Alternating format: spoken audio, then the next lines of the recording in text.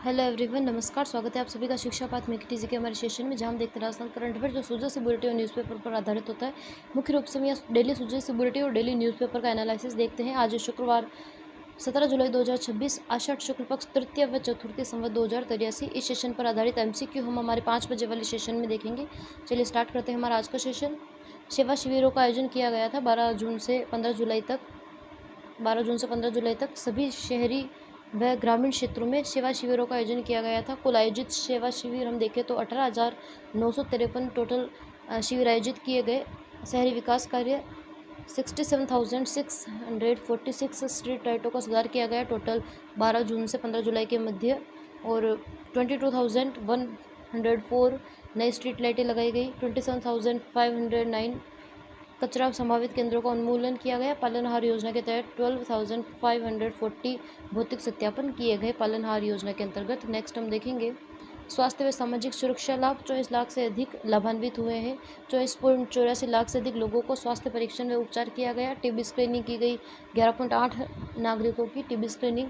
महिला व स्वास्थ्य में 4.65 लाख महिलाओं को ओरल ब्रेस्ट व सर्वाइकल कैंसर की स्क्रीनिंग की गई। पशु बीमा में मंगला बीमा पशु योजना के तहत 3.11 लाख से अधिक पंजीकरण किए गए। फसल बीमा प्रधानमंत्री फसल बीमा योजना में 47,000 से अधिक पॉलिसियों का वितरण हुआ। अन्य सेवाएं में देखें तो सामाजिक सुरक्षा पेंशन, जनधन योजना, जन आधार से जुड़े हजारों मामलों का निस्तारण किया गया था सेवा शिविरों के दौरान। पट्टे व राजस्व मामले शहरी व ग्रामीण क्षेत्र में कुल शहरी क्षेत्र में 8,300 निवासी सेवा शिविर लगाए गए थे। कुल 8,300 निवासी सेवा शिविर लगाए गए थे शहरी क्षेत्रों में, जिसमें 42,252 पट्टे जारी किए गए। 13,242 नाम हस्तांतरण के मामले आए थे। भवन मानचित्रण में 7,186 भवन मानचित्र के प्रकरणों का निस्तारण किया गया। 1,0897 जन्म मृत्यु विवाह पंजीकरण किए गए। लोन व बिजली 18,590 पीएम स्वनिधि ऋण आवेदन तथा 41,442 विद्युत कनेक्शन उपलब्ध करवाए गए थे सेवा शिविरों के माध्यम से। ग्रामीण विकास और भूमि सुधार 1.90 लाख से अधिक नामांतरण। कुल ग्रामीण सेवा शिविर 10,564 सेवा शिविरों का आयोजन हुआ। टोटल ग्रामीण सेवा शिविरों का न्यूट्रिशन के हुए थे 1,90,962 नामांतरण हुए थे। पत्थर घड़ी व सीमा ज्ञान में 46,885 मामले। भूमि विभाजन 26,711 आपसी सहमति से भूमि विभाजन के मामले सुलझाए गए। रास्ते खोले गए 17,696। राजस्व शुद्धिकरण 2.19 लाख अर्थात 2.19 लाख राजस्व अभिलेखों का शुद्धिकरण किया गया। 3.37 लाख से अधिक जातीय मूल निवास हैसियत प्रमाण पत्र जारी किए गए, आय प्रमाण पत्र जिसे हम कहते हैं। किसान कल्याण 2.12 लाख से अधिक किसानों का फार्म रजिस्ट्रेशन में पंजीकरण किया गया था। 1.2 लाख से अधिक पट्टों का वितरण किया गया। यमुना जल समझौता मिशन मोड पर हो काम, शेखावाटी के लिए वरदान साबित होगी परियोजना। मुख्यमंत्री भजनलाल शर्मा ने यमुना जल समझौते के योजनाबद्ध क्रियान्वयन के लिए जल संसाधन विभाग की समीक्षा बैठक ली। उन्होंने अधिकारियों को इसे मूर्त रूप देने के लिए मिशन मोड पर कार्य करने के निर्देश दिए।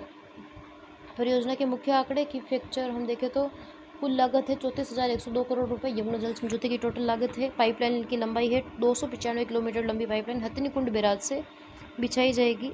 पुराना संकट हल।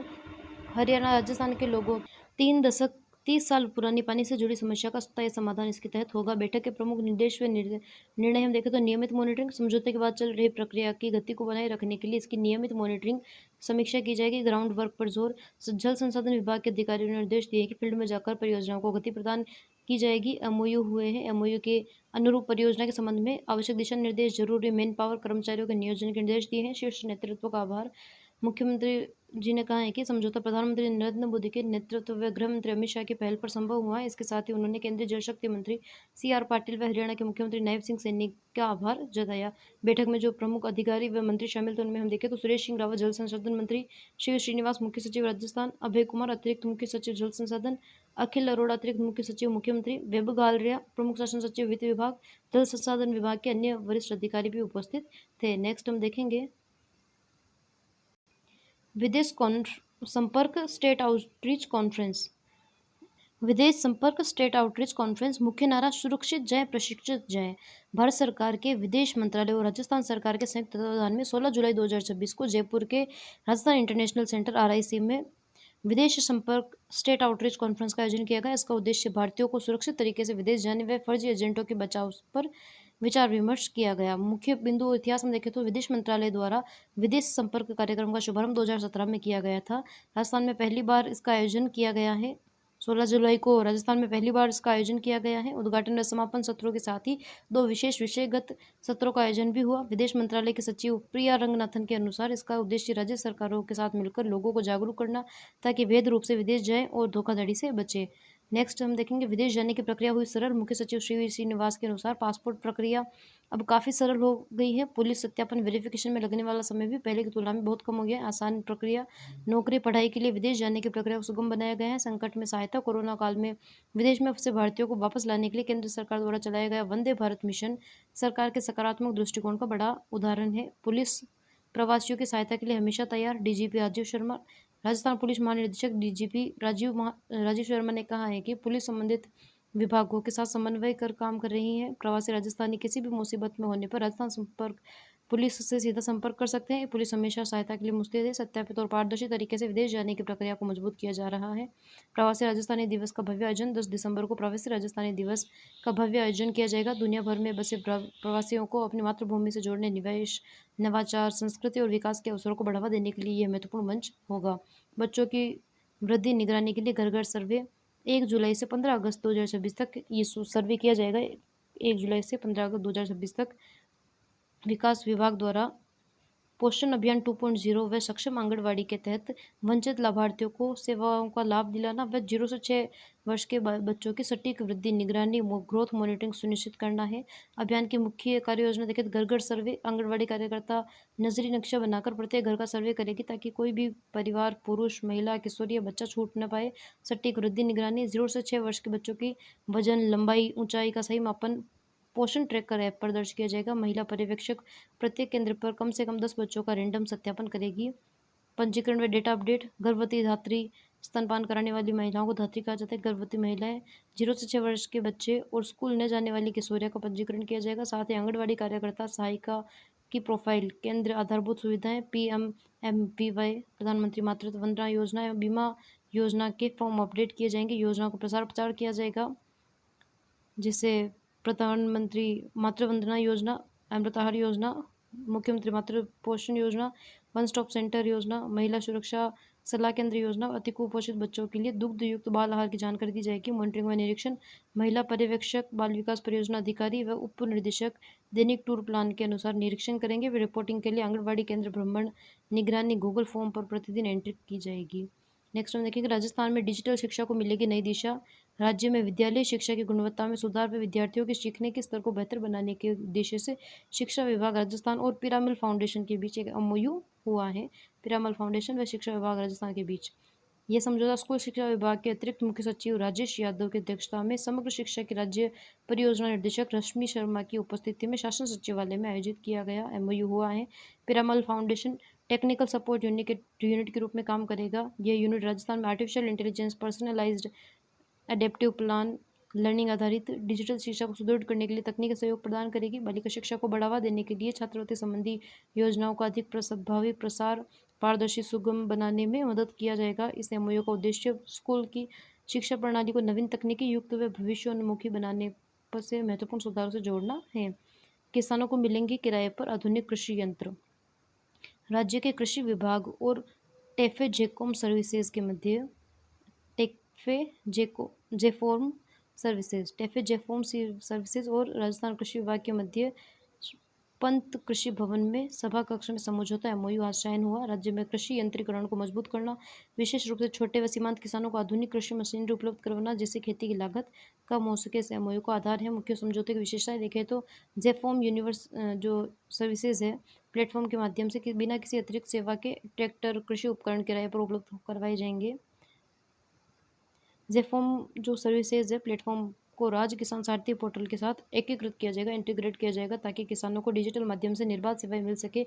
इकोसिस्टम की मजबूती। किसानों को custom hiring centre, CSCS, tractor मालिकों को किसान उत्पादक संगठनों, FPOs व प्लेटफॉर्म पर शामिल कर कृषि यंत्र किराया इकोसिस्टम को मजबूत किया जाएगा। राजस्थान पुलिस का बड़ा अभियान, महिला सुरक्षा संकल्प अभियान। अभियान के तहत पूरे राजस्थान में जिला स्तर पर 1.5 लाख महिलाओं को से सीधा संवाद किया गया। राजस्थान में जिला स्तर पर महिला सुरक्षा संकल्प अभियान के तहत उत्कृष्ट कार्य के लिए 1588 महिला वॉलंटियर्स को सम्मानित किया गया। अभियान की मुख्य बातें देखें तो यह अभियान महानिदेशक पुलिस राजीव कुमार के निर्देशन में महिलाओं व बालिकाओं की सुरक्षा सम्मान सशक्तिकरण के उद्देश्य से पूरे प्रदेश में अत्यंत प्रभावी ढंग से संचालित किया जा रहा है। पुलिस मुख्यालय द्वारा जारी निर्देशों के तहत 1 जुलाई से 29 जुलाई 2026 तक चलने वाली राज्यव्यापी अभियान के माध्यम से राजस्थान के सभी पुलिस जिलों में व्यापक जन जागरूकता कार्यक्रम आयोजित किए जा रहे हैं। सामाजिक दायित्व महिला सुरक्षा को समाज का दायित्व बनाने और इस दिशा में धरातल पर असाधारण प्रयास करने वाली 1588 उत्कृष्ट महिला वॉलंटियर्स को विशेष रूप से सम्मानित किया गया ताकि महिलाओं एवं बालिकाओं की भागीदारी दर्ज की जा सके। लाडो प्रोत्साहन योजना 8.45 लाख बेटियों तक पहुंची। लाडो योजना प्रधानमंत्री नरेंद्र मोदी के बेटी बचाओ बेटी पढ़ाओ महिला सशक्तिकरण के विजन को राजस्थान में मुख्यमंत्री भजनलाल शर्मा धरातल पर उतारने के लिए निरंतर सक्रिय हैं। इसका उद्देश्य प्रदेश में बेटियों को सुरक्षित व शिक्षित आत्मनिर्भर बनाना है। योजना के मुख्य बिंदु व बड़े बदलाव हम देखें तो लागू होने की तिथि बालिकाओं के प्रति समाज में सकारात्मक सोच विकसित करने व उनके स्वास्थ्य शिक्षा समग्र विकास को प्रोत्साहन करने के लिए 1 अगस्त 2024 से पूरे प्रदेश में लाडो प्रोत्साहन योजना लागू की गई है। 1 अगस्त 2024 से प्रोत्साहन राशि में बढ़ोतरी 1 लाख से बढ़ाकर 1.5 लाख रुपये कर दी गई है। भविष्य में आर्थिक संबल देना इसका उद्देश्य है। कुल लाभान्वित बेटियां 8.45 लाख बालिकाएं लाभान्वित हो चुकी हैं। ये योजना आर्थिक सहायता तक सीमित नहीं है बल्कि बेटियों के समान शिक्षा सशक्त भविष्य के प्रति राज्य सरकार की प्रतिबद्धता का सशक्त उदाहरण है। ऑस्ट्रेलिया के महा वाणिज्य दूत से शिष्टाचार भेंट मुख्यमंत्री भजनलाल शर्मा बुधवार को ऑस्ट्रेलिया के महा वाणिज्य दूत पॉल मर्फी से शिष्टाचार भेंट की। पॉल मर्फी से नेक्स्ट हम देखेंगे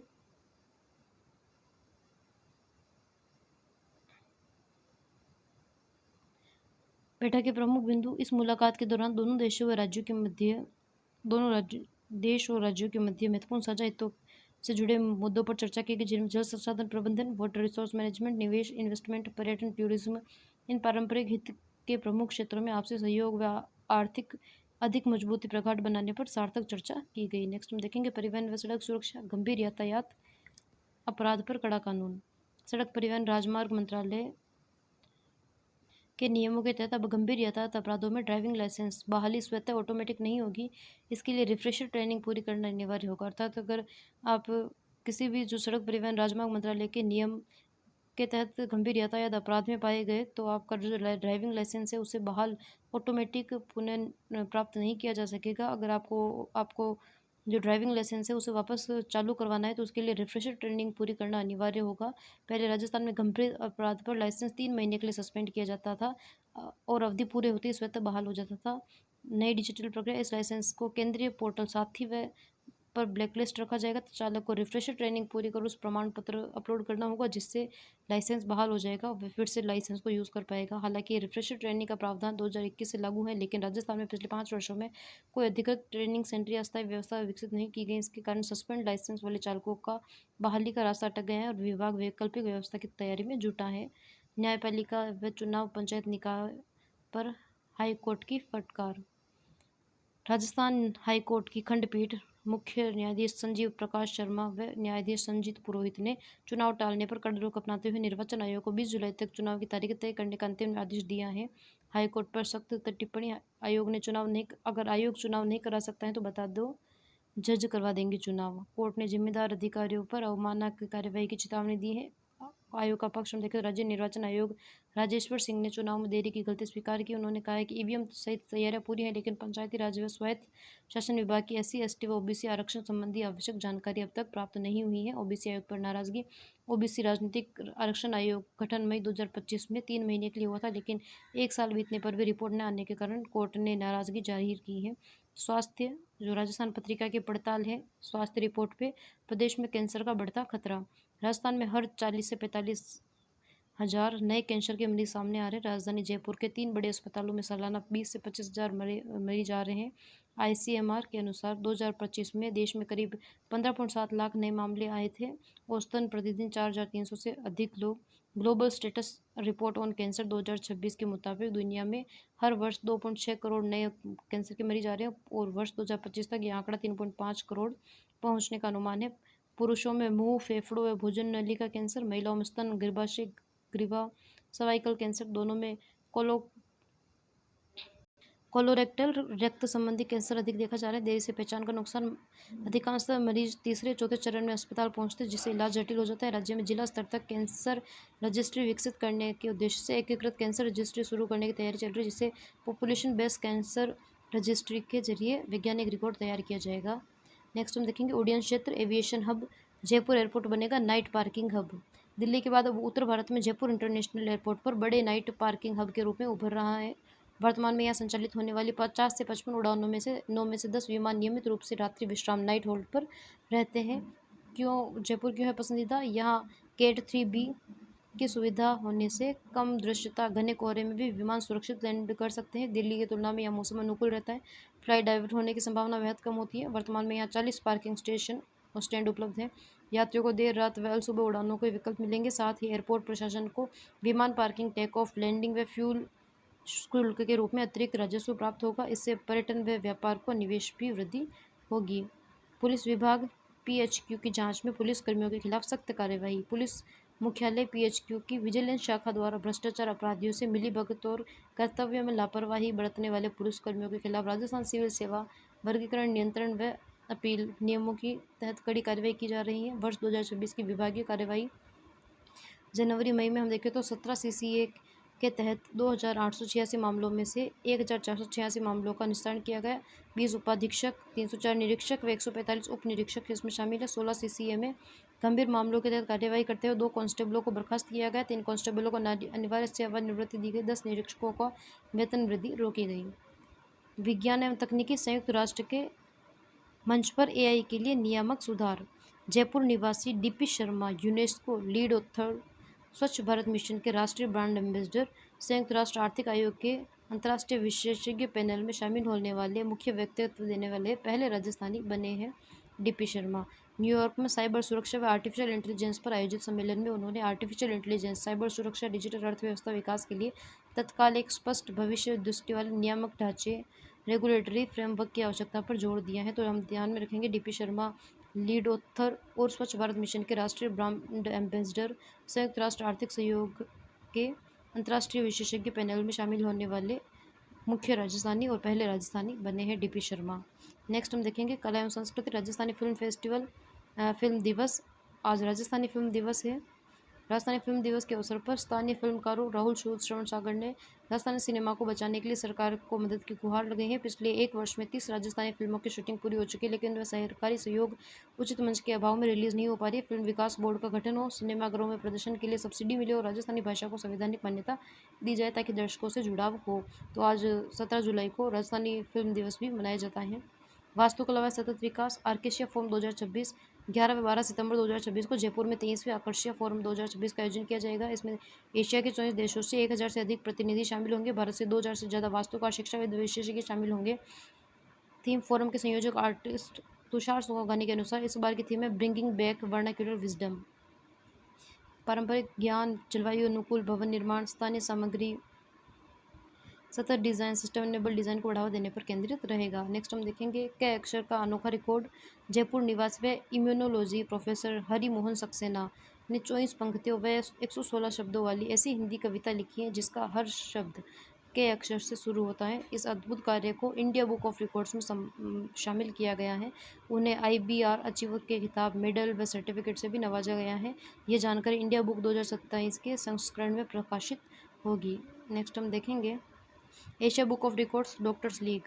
राजस्थान की उप मुख्यमंत्री दिया कुमारी ने जन स्वास्थ्य के प्रति जागरूकता बढ़ाने व अनूठी पहल के लिए डॉक्टर्स कॉर्पोरेट लीग को एशिया बुक ऑफ रिकॉर्ड्स का प्रमाण पत्र सम्मान प्रदान किया है। इस अवसर पर संस्थापक संजय सक्करवाल, सह संस्थापक Mridula Sakkarwal, Anupama Soni, chairperson spread smile foundation उपस्थित थे। तो हम ध्यान में रखेंगे डॉक्टर्स कॉर्पोरेट लीग को एशिया बुक ऑफ रिकॉर्ड्स में सम्मानित किया गया है। नेक्स्ट हम देखेंगे जैसलमेर सीमा क्षेत्र में ऑपरेशन क्लीन। 50 किलोमीटर के दायरे में अतिक्रमण, अवैध निर्माणों को मुक्त कराने के लिए ऑपरेशन क्लीन शुरू किया गया है। भारत पाक सीमा से 20 किलोमीटर दूर घोटारू क्षेत्र में प्रशासन ने बुलडोजर चलाकर धार्मिक स्थल सहित अनेक अवैध निर्माण ध्वस्त किए। यहाँ करीब 2 बीघा सरकारी जमीन को अतिक्रमण मुक्त कराए हैं। पोंग डैम विस्थापितों के लिए आवंटित की थी। नाचना क्षेत्र में ढाकरवाला खारिया गांव में भी करीब 5 वर्ष पुराने अवैध अतिक्रमण हटाए गए। यह कार्रवाई हाट कोर्ट से राहत मिलने के बाद भारी पुलिस बंदोबस्त से की गई। नेक्स्ट हम देखेंगे पर्यावरण संकट, जोजरी नदी में प्रदूषण। लूनी व जोजरी नदी में औद्योगिक प्रदूषण को लेकर सुप्रीम कोर्ट की सख्त निगरानी के बावजूद जोधपुर के तनावड़ा गांव से एक गंभीर तस्वीर सामने आई, जिसमें जोजरी नदी के किनारे स्थित एक गांव का पानी पूरी तरह से गुलाबी हो गया है। ग्रामीणों के अनुसार ये तालाब उनके पेयजल का प्रमुख स्रोत था, लेकिन अब इसका पानी न तो इंसानों के लिए बचा है, न ही मवेशी पी रहे। ये मामला लार्ज एजेंसियों की चिंता का विषय बन गया है। नेक्स्ट हम देखेंगे अंतर्राष्ट्रीय उपलब्धि, हाउस ऑफ लॉर्ड्स में पूर्व सांसद गज सिंह का सम्मान। भारत ब्रिटेन संबंधों व समाज सेवा के क्षेत्र में उल्लेखनीय योगदान के लिए ब्रिटिश संसद के उच्च सदन हाउस ऑफ लॉर्ड्स, ब्रिटिश संसद के उच्च सदन हाउस ऑफ लॉर्ड्स में पूर्व सांसद गज सिंह को स्टैंडिंग ओवेशन देकर सम्मानित किया। इसका आयोजन Bharat all party parliamentary group और प्रतिष्ठित 1928 इंस्टीट्यूट के तत्वाधान में किया गया था। लॉर्ड कर्न बिली मौर्य द्वारा किया गया था। समारोह में गज सिंह जी के जीवन पर आधारित Bapji the king who would be man का विमोचन किया गया, जो गज सिंह पर आधारित पुस्तक है, जिसे भावी पीढ़ी के नेतृत्वकर्ता के लिए प्रेरणादायी बनाया गया है। कार्यक्रम में Hemlata Raje, Lord Uday, Lord Sahuta, Lord Popat, Lord Rami ranger सहित अन्य सदस्य उपस्थित थे, जहां शिक्षा, चिकित्सा, पर्यटन, कला और संस्कृति पर विचार साझा किए गए। तो हम ध्यान में रखेंगे ब्रिटिश संसद के उच्च सदन हाउस ऑफ लॉर्ड्स में पूर्व सांसद गज सिंह जी को स्टैंडिंग ओवेशन अवार्ड देकर सम्मानित किया गया। प्रशासनिक सुधार, मुख्य सचिव श्री श्रीनिवास की निगरानी में बड़े प्रोजेक्ट रहेंगे। राजस्थान सरकार ने महत्वपूर्ण परियोजना की प्रभावी मॉनिटरिंग के लिए नया प्रस्ताव तैयार किया है। मुख्यमंत्री के निर्देश पर जल जीवन मिशन, रोड सेफ्टी, रिफाइनरी, केंद्रीकृत सोलर जैसे बड़े प्रोजेक्ट की नियमित समीक्षा मुख्य सचिव सीधे करेंगे। प्रगति धीमी मिलने पर संबंधित अधिकारियों की जवाबदेही होगी। सुरक्षित हाईवे अभियान, राष्ट्रीय राजमार्ग पर ब्लैक स्पॉट, खतरनाक मोड़ों की पहचान कर साइनेज, लाइटिंग, सड़क डिजाइन में सुधार किया जाएगा। अवैध पार्किंग, अतिक्रमण, अनधिकृत कट हटाने के लिए विशेष टास्क फोर्स कर निगरानी की जाएगी। गोल्डन आवर में त्वरित उपचार सुनिश्चित करने के लिए आपातकालीन सेवाओं के रिस्पॉन्स टाइम की भी मॉनिटरिंग की जाएगी। नेक्स्ट हम देखेंगे जल जीवन मिशन 2.0, केंद्र से 486 करोड़ की मंजूरी। केंद्र सरकार के जल शक्ति मंत्रालय ने राजस्थान को जल जीवन मिशन 2.0 के तहत 486 करोड़ रुपए से ज़्यादा की राशि जारी करने की मंजूरी दी है। ये राशि केंद्र व राज्य के 50-50% साझेदारी मॉडल के तहत स्वीकृत की गई। तो हम ध्यान में रखेंगे जल जीवन मिशन की साझेदारी है 50-50% की, जिसके तहत केंद्र सरकार से 486 करोड़ रुपए की मंजूरी हुई है, जिसमें से 277.91 करोड़ रुपए की सामान्य श्रेणी, 160.65 करोड़ रुपए की अनुसूचित जाति श्रेणी और 47.48 करोड़ रुपए की अनुसूचित जनजाति के मध्य से शामिल किया गया है। केंद्र सरकार ने स्पष्ट किया कि यह राशि पूर्व में किए गए खर्च की प्रतिपूर्ति के लिए है। SC/ST बहुल गांवों में मदद से मिलने वाली राशि का केवल उपयोग उन ग्रामीण पेयजलों योजनाओं पर ही होगा ताकि वहां सुरक्षित पेयजल मिले। परिसंपत्तियों की जानकारी सुजलाम भारत पोर्टल पर दर्ज करनी होगी। नेक्स्ट हम देखेंगे राजनीतिक गलियारे, OBC कांग्रेस की बैठक 2028 की तैयारी। राजस्थान विधानसभा चुनाव 2028 को ध्यान में रखते हुए जयपुर के राजस्थान इंटरनेशनल सेंटर RIC में Rajasthan OBC Congress advisory council की 5 घंटे लंबी बैठक हुई, जिसमें सर्वसम्मति से प्रदेश में अन्य पिछड़ा वर्ग OBC का आरक्षण 21% से बढ़ाकर 27% करने का प्रस्ताव पारित कर AICC को भेजा गया है। बैठक काउंसिल के संयोजक हरस यादव की अध्यक्षता में, जिसमें राष्ट्रीय अध्यक्ष अनिल जयसिंह, प्रदेश कांग्रेस अध्यक्ष गोविंद सिंह डोटासरा, विधायक मनीष यादव, रफीक खान सहित 56 नेताओं ने अपने सुझाव दिए। संगठन टिकट वितरण में आबादी के अनुपात में OBC को अधिक प्रतिनिधि जिम्मेदारियां देने, महिला आरक्षण लागू करने पर और OBC महिलाओं को भी उसी अनुपात में प्रतिनिधित्व देने की सिफारिश की है। नेक्स्ट हम देखेंगे सुरक्षित प्रवासन, विदेश जाने वालों का बनेगा डेटाबेस। विदेश संपर्क आउटरीच कॉन्फ्रेंस के तहत विदेश मंत्रालय की सचिव श्री प्रिया रंगनाथन और राजस्थान सरकार के संयुक्त प्रयासों से प्रवासियों का फर्जी एजेंटों से बचाने के लिए रणनीति बनी है। विदेश जाने वाले लोगों का एक एकीकृत डेटा तैयार किया जाएगा, गांवों तक जागरूकता अभियान चलाया जाएगा। कॉन्फ्रेंस के दूसरे सत्र में सुरक्षित प्रवासन, कौशल विकास, विदेश रोजगार, श्रमिक कल्याण पर मंथन हुआ। पर्यटन सचिव सुचित त्यागी ने पर्यटन की संभावनाओं की जानकारी दी। मुख्य सचिव श्री श्रीनिवास के अनुसार प्रवासियों से संवाद बनाए हुए हैं। आगामी 10 दिसंबर को प्रवासी राजस्थानी दिवस का भव्य आयोजन किया जाएगा। महानिदेशक पुलिस राजीव शर्मा ने प्रवासियों की सुरक्षा हेतु पुलिस की पूर्ण तत्परता दोहराई है। नेक्स्ट हम देखेंगे स्वास्थ्य विभाग, मातृ मृत्यु दर में बड़ी गिरावट।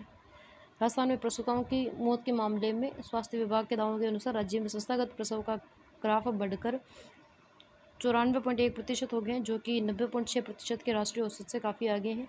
मातृ मृत्यु दर में सुधार, सैंपल रजिस्ट्रेशन सिस्टम SRS के अनुसार 2019-21 में प्रदेश की मातृ मृत्यु दर 102 थी, जो 2022-23 में घटकर 87 प्रति लाख जीवित जन रह गई है। राज्य सरकार का लक्ष्य वर्ष 2030 तक इसे 70 से नीचे लाना है। अर्थात हम देखें तो 2019 से 21 में मातृ मृत्यु दर 1 लाख पर जीवित जन पर 102 थी और 2022-23 में 87 प्रति लाख जीवित जन दर पर रह गई है 87 और 2030 तक 70 से नीचे लाने का लक्ष्य रखा गया है। गंभीर मामलों में दबाव, प्रमुख शासन सचिव गायत्री राठौड़ के अनुसार 2025-26 में राज्य के मेडिकल कॉलेजों पर गंभीर गर्भावस्था मामलों में अत्यधिक दबाव रहा है, जहाँ 99,205 सिजेरियन प्रसव करवाए गए थे। नेक्स्ट हम देखेंगे डिजिटल इंडिया, IRCTC की नई beta version website launch.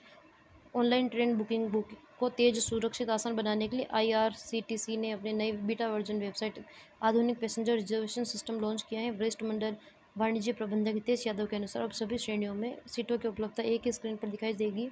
Website को यूज़र फ्रेंडली बनाने के लिए आवश्यक कैप्चा, पॉपअप व भारी ग्राफिक्स को हटा दिया गया है। नेक्स्ट हम देखेंगे वाणिज्य कर विभाग, राजस्थान बिजनेस ऑडिट विंग की शुरुआत। राजस्थान वाणिज्य कर विभाग द्वारा जयपुर के बाद अब जोधपुर और उदयपुर में भी, पहले जयपुर में था राजस्थान बिजनेस ऑडिट विंग, अब जोधपुर व उदयपुर में भी राजस्थान बिजनेस ऑडिट विंग शुरू करने का निर्णय लिया गया है। हालांकि प्रशासनिक तैयारियां पूरी होने से पहले इसके आदेश जारी किए गए हैं, जिसके कारण कई नई विंग्स का न तो पर्याप्त स्टाफ है, न ही कोई भवन। 50 करोड़ के बड़े टर्नओवर वाले करदाताओं GST रिकॉर्ड विस्तृत ऑडिट करना इसका कार्य रहेगा।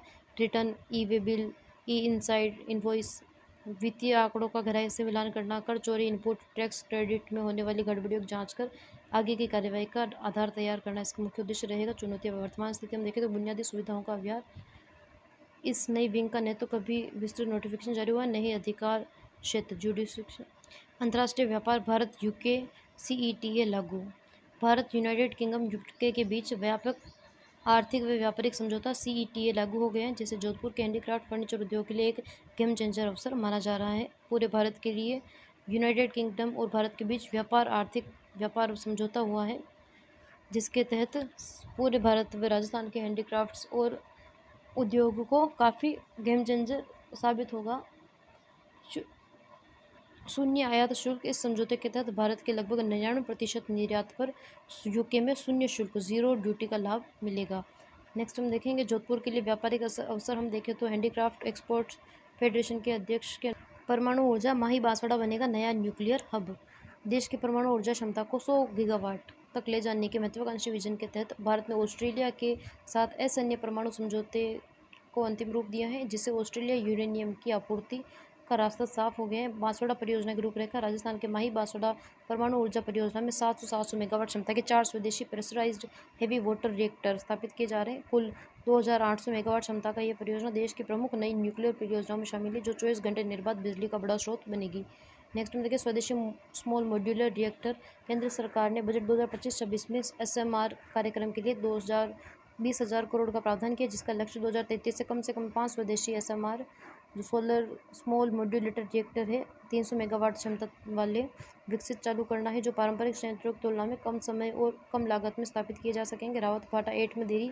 राजस्थान परमाणु बिजली घर की 700 मेगावाट क्षमता वाली 8वीं इकाई रावतभाटा 8 अपने निर्धारित समय 30 जून 2026 से पीछे चल रहा है। भारी उपकरणों की आपूर्ति, सीमित घरेलू वेंडर इकोसिस्टम, विशेष इंजीनियरिंग उपकरणों में देरी। Nuclear power corporation of India limited ने केंद्रीय विद्युत नियामक आयोग से समय सीमा को 1 साल बढ़ाने का अनुरोध किया, जिसे स्वीकार कर लिया गया है।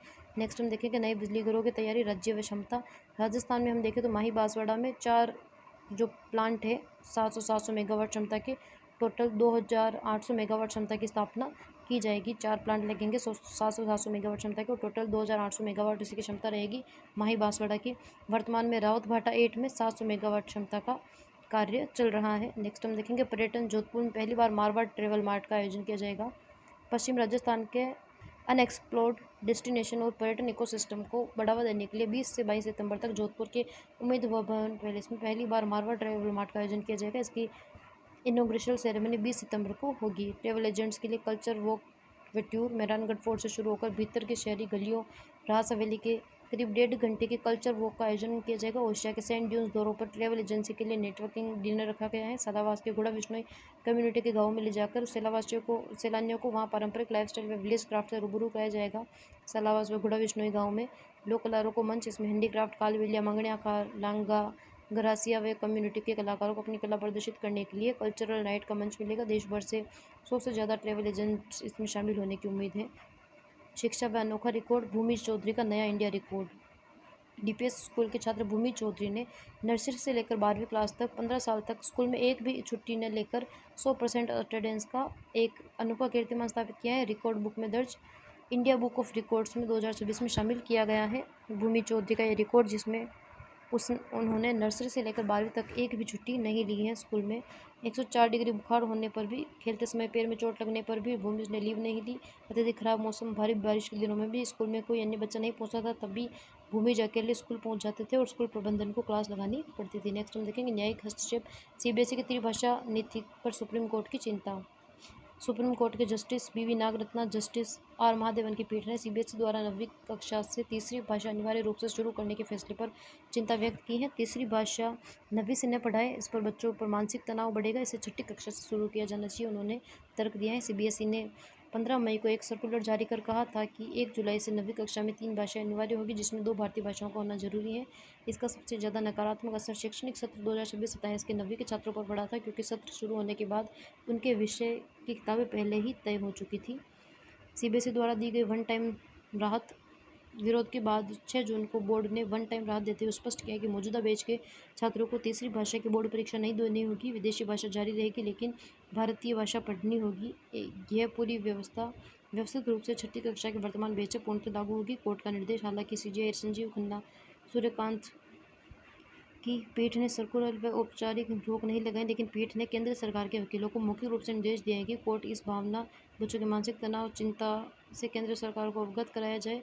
यह टिप्पणी तमिलनाडु सरकार की उस याचिका पर सुनवाई के दौरान आई जिसमें हर जिले में जवाहर नवोदय विद्यालय खोलने के मद्रास हाईकोर्ट के आदेश को चुनौती दी गई थी। आज का सेशन हमारा ये समाप्त होता है। अगर आपको सेशन पसंद आए तो प्लीज़ लाइक कीजिए, शेयर कीजिए, सब्सक्राइब कीजिए। अगर आपको हमारे सेशन की पीडीएफ की आवश्यकता हो, रिवीजन के लिए आपको पीडीएफ की आवश्यकता हो, तो आप हमें क्यूआर कोड स्कैन करके टेलीग्राम पर मैसेज कर सकते हैं और आपको उस चैनल में जोड़ दिया जाएगा जहां ये पीडीएफ अवेलेबल करवाया जाएगा। Thank you so much.